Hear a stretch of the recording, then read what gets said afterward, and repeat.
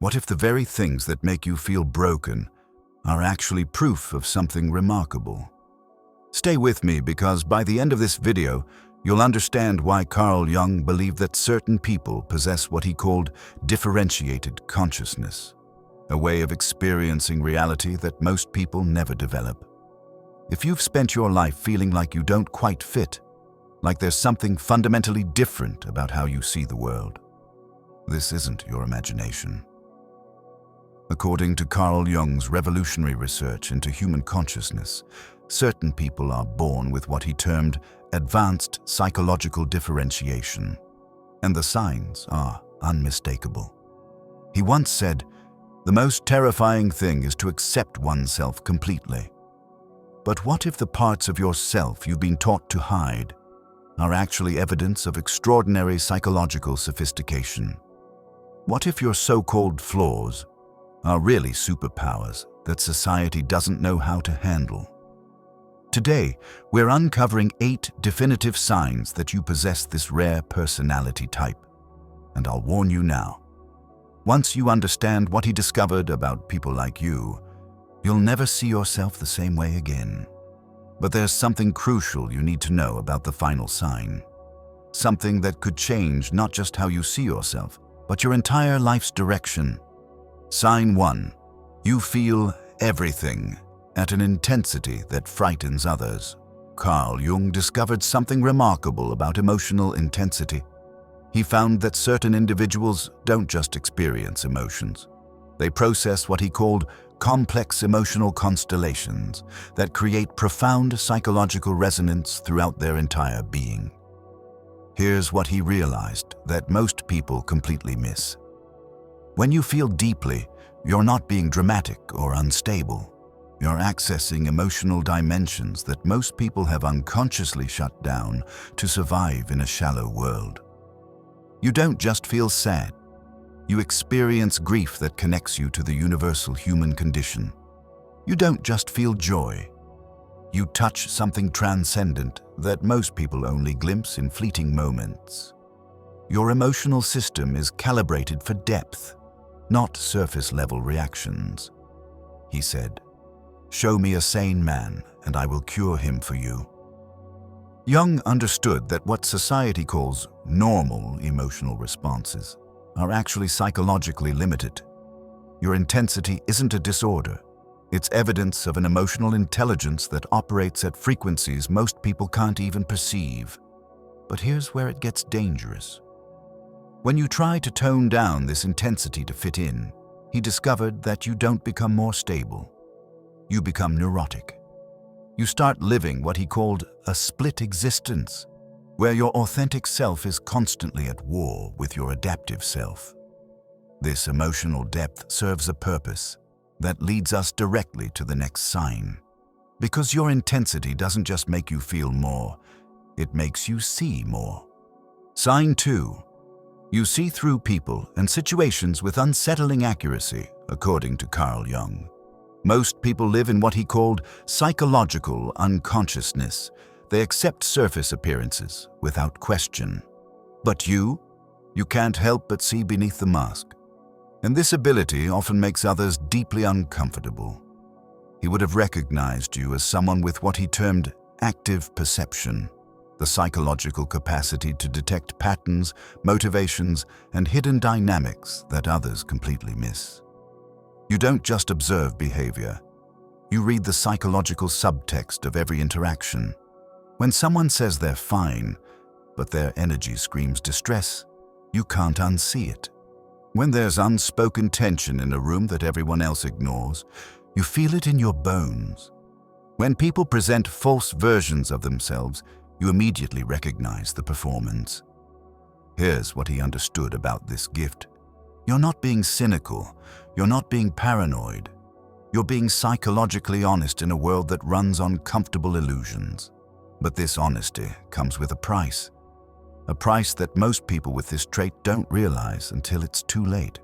Your ability to see truth makes you a threat to people who depend on deception, including self-deception. This is why you've probably been called too intense or overly analytical. when you're actually just being authentic about what you observe. The research made a startling discovery about people with this perceptual gift. They often become what Jung called unconscious truth-tellers. And this role, while valuable, can be psychologically exhausting if you don't understand how to protect yourself. But your perceptual abilities are preparing you for something even more significant, something that Jung believed was essential for psychological evolution. Sign 3. You've built unshakable self-reliance through necessary isolation. Carl Jung said, "The privilege of a lifetime is to become who you truly are." And you've learned to do exactly this, often through experiences that forced you to choose between authenticity and acceptance. According to his research, people with rare personalities typically develop what he called premature individuation, the psychological achievement of self-completion that most people never reach. But this achievement usually comes through adversity, through being forced to stand alone when others would have given up. You've discovered through painful experience that depending on others for your sense of worth is psychological quicksand. So you built something unshakable, an identity that can't be destroyed by someone else's opinion or absence. This process is called psychological self-construction, and it's understood not as a defense mechanism, but as an evolutionary leap. Most people never complete this process because it requires facing what he termed the shadow, all the parts of yourself you've been taught to reject. Here's what's fascinating. Your self-reliance doesn't come from fear of others. It comes from a deep understanding that you are complete as you are. This means you don't enter relationships out of desperation or need. You enter them from choice and strength. His research identified a specific pattern in how self-reliant personalities navigate connection. They attract people who are either genuinely evolved or dangerously manipulative. The key is learning to tell the difference. And this skill becomes crucial as we explore the next sign. Because your independence has prepared you for something that Jung considered one of the most sophisticated psychological abilities, but also one of the most misunderstood. Sign 4. You possess intuitive abilities that border on mind reading. Carl Jung revolutionized psychology when he identified intuition as not just a feeling, but a legitimate psychological function. He said, "Intuition is perception via the unconscious, bringing forth ideas, images, and possibilities through processes that are largely beyond conscious awareness." If you have this sign, you already know the strange experience of just knowing things about people or situations without being able to explain how. This would be recognized as evidence of what he called active intuitive function. Your nervous system is literally wired to detect information that others miss entirely. You don't just notice what people say. You hear what they're not saying. You don't just see their actions. You perceive their intentions. You don't just sense their emotions. You feel their psychological state as if it were your own. Here's what he discovered: that science is only now beginning to prove. Some people's consciousness operates on frequencies that can pick up psychological and emotional data that most people's minds filter out. This isn't mystical, it's neurological sophistication. But there's also a crucial warning for people with strong intuitive abilities. If you don't learn to create psychological boundaries, this gift will drain you completely. The research found that intuitive people often become what he called emotional sponges, absorbing everyone else's psychological chaos while losing touch with their own inner experience. The danger is that you become so skilled at reading others that you forget to check in with yourself. You become externally focused, constantly scanning for psychological data while your own needs go unmet and unrecognized. Specific techniques were developed for protecting intuitive sensitivity while maintaining its power. And understanding these techniques is crucial for your psychological survival. But first, there's something about your relationship with meaning that was considered even more significant. Before we continue, if you're finding value in understanding these rare psychological traits, consider subscribing to the channel to stay connected with more insights into what makes you extraordinary. Now, let's explore the other signs. Sign 5. You'd rather be alone than live a lie. Carl Jung observed, "The greatest tragedy is not living your own life, but living someone else's idea of what your life should be." You've discovered something that most people never will. You're psychologically incapable of sustained inauthenticity. According to Jung, certain personalities possess what he called authenticity compulsion, not a choice, but a psychological necessity. Your mind literally rebels against living in ways that contradict your true nature. You've probably tried living for external validation. Maybe you followed the script, said the right things, played the expected roles. But Jung would have recognized the symptoms immediately. That gnawing emptiness, that sense of betraying something sacred, that quiet desperation beneath the applause. Here's what Jung understood about authenticity-driven personalities. You don't choose meaning over popularity because you're difficult or antisocial. You choose it because your psychological makeup demands it. When you try to live against your nature, you don't just feel uncomfortable. You develop what Jung called neurotic dissociation. This is why shallow conversations feel physically exhausting. This is why you can't get excited about achievements that lack substance. This is why you'd rather have one real friend than 100 superficial connections. Your psyche knows the difference between authentic and performed living, and it won't let you settle. Jung made a profound discovery about people who prioritize authenticity over acceptance. They become what he called consciousness catalysts. Their refusal to live lies forces others to confront their own inauthenticity. When you ask the questions others avoid, you create space for truth. When you live according to your values rather than your fears, you give others permission to do the same. Your commitment to authenticity isn't just personal, it's evolutionary. But this commitment comes with a specific type of loss that Jung identified as inevitable for people with this trait. Sign 6. You've outgrown people and places that once felt like home. Carl Jung said, "The privilege of a lifetime is to become who you truly are." But what happens when becoming who you truly are means leaving behind everyone who knew who you used to be? Jung discovered something profound about psychological evolution. It's often a lonely journey.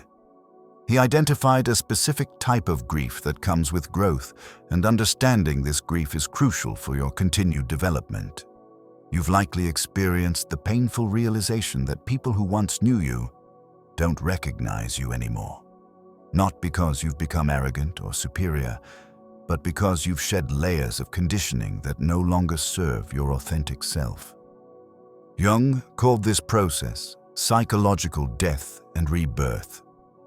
The person you were, the one who pleased others, who shrunk to fit in, who suppressed their truth, that person had to die for your authentic self to emerge. Here's what most people don't understand about outgrowing relationships. It's not a choice you make consciously. It's a natural consequence of psychological evolution. Once you've tasted authentic living, you can't return to unconscious conformity. The friends who knew you when you were performing, when you were people-pleasing, when you were hiding your depth, they sometimes want that version back because it felt safer, more predictable, easier to understand. Jung identified a specific phase that people with rare personalities go through during this transition. He called it the dark night of the soul, a period of profound isolation that tests your commitment to authenticity. This isn't ordinary loneliness. It's existential isolation, the recognition that your path is unique, that your perspective is rare, that your growth might mean leaving behind everything familiar. But Jung discovered something beautiful about people who successfully navigate this transition. They attract relationships of extraordinary depth and authenticity. The key is understanding what he called psychological resonance, how authentic people find each other. When you stop performing and start being, when you stop shrinking and start expanding, when you stop apologizing for your depth and start owning it, everything changes in your relational field. This transformation in how you relate to others reveals something about your presence that Jung considered one of the most valuable gifts a person can possess. Sign 7. Your presence creates healing space in a chaotic world. According to Carl Jung, the meeting of two personalities is like the contact of two chemical substances. If there is any reaction, both are transformed. But what if you are the type of person who creates transformation simply by showing up authentically? Jung identified a rare quality that some people possess: the ability to create what he called psychological holding space. If you have this gift, you already know how much it costs you, but you might not realize how extraordinary and valuable it truly is. When someone speaks to you, they feel witnessed in a way that's uncommon. You don't just listen to their words, you perceive their entire emotional landscape. You don't offer quick fixes or empty reassurances. You offer something far more valuable: genuine presence. In your company, people remember what it feels like to be fully human, complex, contradictory, worthy of understanding. Jung understood that this level of presence is actually a form of psychological healing. You don't rush to judgment. You don't try to fix people. You create space for truth to emerge naturally. You allow others to be messy, uncertain, real. In a world that demands constant performance, you offer permission to simply be. But here's Jung's crucial insight. People with this gift often exhaust themselves by giving it too freely. He identified a specific pattern he called helper syndrome, the unconscious sacrifice of your own needs in service of others' emotional well-being. You've probably found yourself in the role of unofficial therapist, emotional anchor, or safe harbor for others. And while this makes you invaluable, it can also make you invisible. You become so skilled at holding space for others that you forget to ask for space to be held for you. Jung discovered that people with natural therapeutic presence need to learn a specific skill that transforms their relationships entirely: discernment. Understanding who deserves access to your emotional presence and who has earned the right to reciprocate. This ability to create healing space is preparing you for something that Jung considered the ultimate purpose of rare personalities. Something that connects to a calling you've probably felt but couldn't quite name. Sign 8. You feel called to something greater than yourself. Carl Jung said, "Your vision becomes clear when you look into your heart. Who looks outside dreams. Who looks inside awakens." If you felt a persistent sense that you're meant for something more than ordinary living, Jung would have recognized this as what he called archetypal calling. Here's what Jung discovered about people with undefined but urgent purpose. They're not delusional. They're not grandiose. They're responding to what he called the transcendent function, their psyche's drive toward individuation and meaningful contribution. You've felt it, that restless knowing that you have something to offer, something to build, something to express. It might not be clear yet, but it's undeniable. Jung understood this as evidence of creative potential seeking manifestation. This isn't about fame or recognition. It's about alignment, the psychological necessity of living in harmony with your deepest nature. Jung found that people who ignore this calling often develop severe neurotic symptoms: anxiety, depression, a crushing sense of meaninglessness. But here's Jung's most profound insight about purpose-driven personalities. Your calling isn't just personal, it's transpersonal. You're not just here to fulfill yourself. You're here to serve the evolution of consciousness itself. Jung believed that individuals with rare personalities serve as bridges between the unconscious and conscious realms of human experience. Through your depth, your questions, your refusal to accept shallow answers, you help humanity grow. This is why you can't settle for ordinary. This is why surface-level connections feel empty. This is why you'd rather be alone than pretend. Your psyche knows you have work to do, and that work requires authenticity, depth, and unwavering courage. But Jung also warned about the inflation that can come with recognizing your purpose. The key is holding both humility and power, understanding that you're called to something significant without believing you're superior to others. Carl Jung spent his entire career studying personalities like yours. He called people with these traits differentiated individuals, those who have developed psychological complexity that allows them to see, feel, and understand at levels most people never reach. If even half of these signs resonated with you, you're not just different, you're part of what Jung called the leading edge of human consciousness. You're one of the people pushing our species toward greater awareness, deeper truth, and more authentic connection. Yes, it's lonely sometimes. Yes, it's misunderstood. Yes, it requires more courage than most people will ever need. But Jung believed that people like you are essential for humanity's psychological evolution. Your sensitivity isn't a weakness, it's a superpower. Your intensity isn't too much, it's exactly what the world needs. Your refusal to settle isn't difficult, it's revolutionary. Carl Jung once said, "The most terrifying thing is to accept oneself completely." You're learning to do exactly that, and in doing so, you're giving others permission to do the same. Leave a comment below and tell me which of these signs felt most true to you. And if this resonated with your experience, share it with someone who needs to remember their own psychological rarity. Remember, you're not too much. The world is too little. And Jung knew that people like you are the ones who change that.